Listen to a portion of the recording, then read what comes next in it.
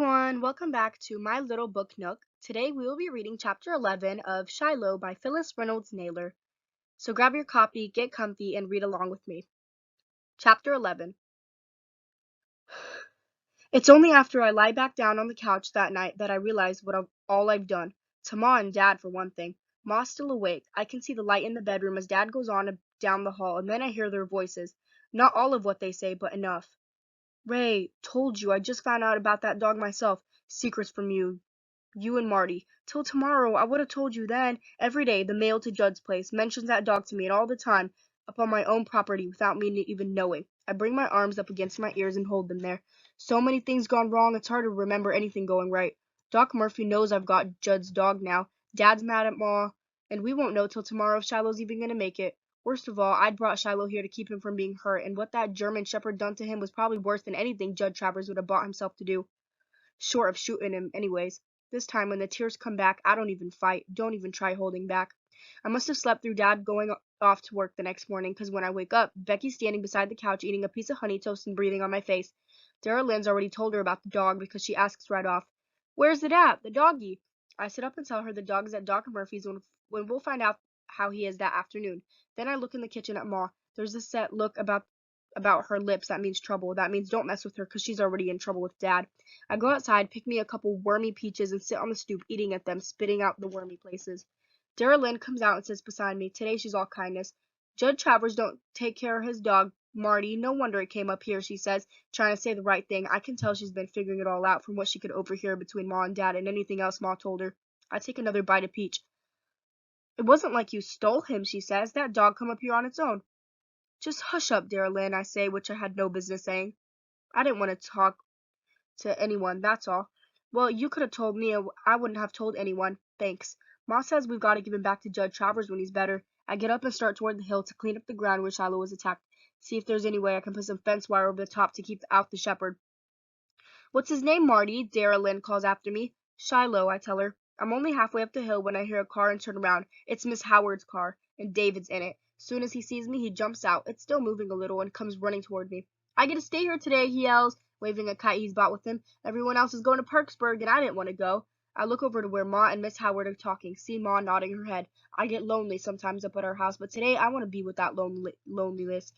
Don't want to talk to Dara Lynn, to Becky, to Dad, or even to Ma. If we had a telephone, I'd be calling Doc Murphy every hour as it is. I'd have to wait till Dad comes home from work before I can find out about Shiloh. Can't go down there pestering him with patience to see. What do you want to do? I asked David, trying to dig up the least bit of enthusiasm. David and I are in the same grade, even though he's taller and heavier and looks like junior high already. Try out this kite over in your meadow, he says. I lead him around the long way away from Shiloh's pen, and he doesn't even notice because he's unwrapping his kite made of silk or something, which one of his relatives brought him. We stand out in the meadow flying the kite, and I watch the blue and yellow and green tail whipping around in the breeze. And I'm thinking about Shiloh's tail, the way it wags. You get a dog on your mind, it seems to fill up the whole space. Everything you do reminds you of that dog. When we bring the kite down later, though, David sees groundhog, and next thing you know, he's after it. The groundhog zigzagging this way and that, David yelling like crazy. I'm taking your kite back down to the house, David, I yell when I see him getting near Shiloh's pen. He goes on running and yelling. I'm going to get me a handful of soda crackers. You want to make some peanut butter cracker sandwiches, I call out, trying to get him to follow. And then his yelling stops. Hey, he says. I know he's found the pen, and I walk over. What's this? David asks. He's looking at the blood on the ground.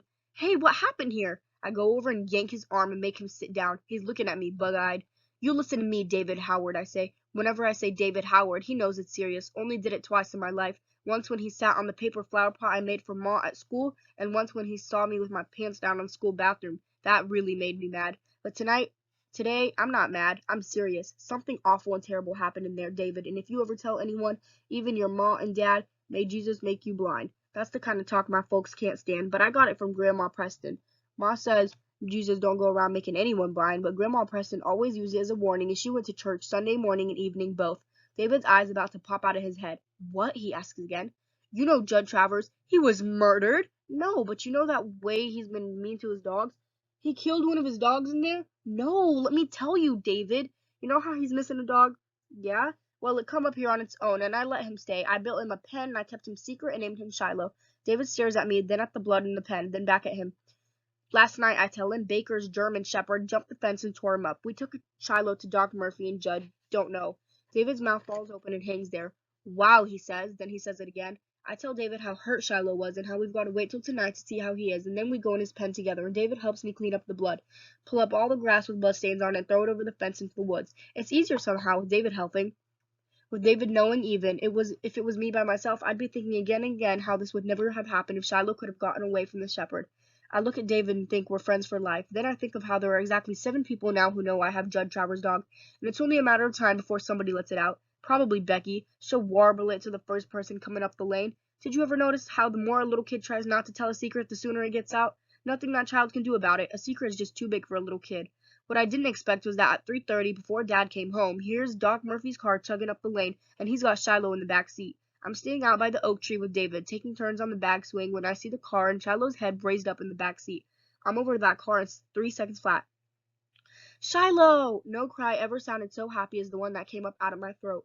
All of us were crowding around the car, Ma and Darylyn and Becky and David Howard, and all of us are saying, Shiloh, here boy, and holding out our hands, and Shiloh's trying to lick everything in sight. Patient recovered faster than I thought he would, Doc says, getting his big belly out from behind the steering wheel and standing up. So I figured I'd bring it along over myself, and then to Mother. Had patients coming in and out, and I didn't know that you wanted them to see the dog. She nodded. I'm going to pay for this, Doc Murphy, I tell him. You send the bill to Dad, and he'll pay it, but then I'm paying him. Well, son, that's a generous thing to do with the dog not even yours, he says.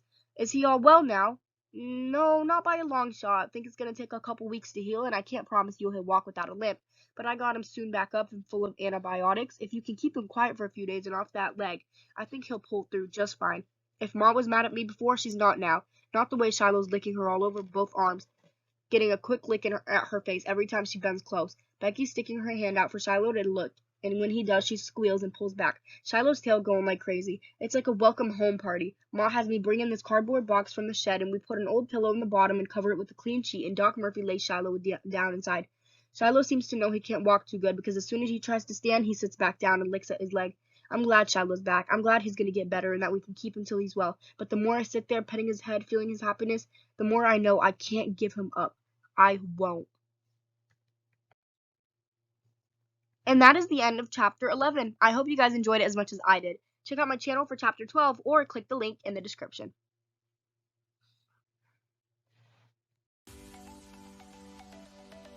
But anyways, that's all for today, guys. Thank you so much for watching this video. I hope you enjoyed it. If you did, make sure to hit that like button and subscribe to my channel. And don't forget to hit that bell button so you can get notifications when I upload new videos just like this one. Thank you so much for watching, and as always, happy reading. Bye, guys!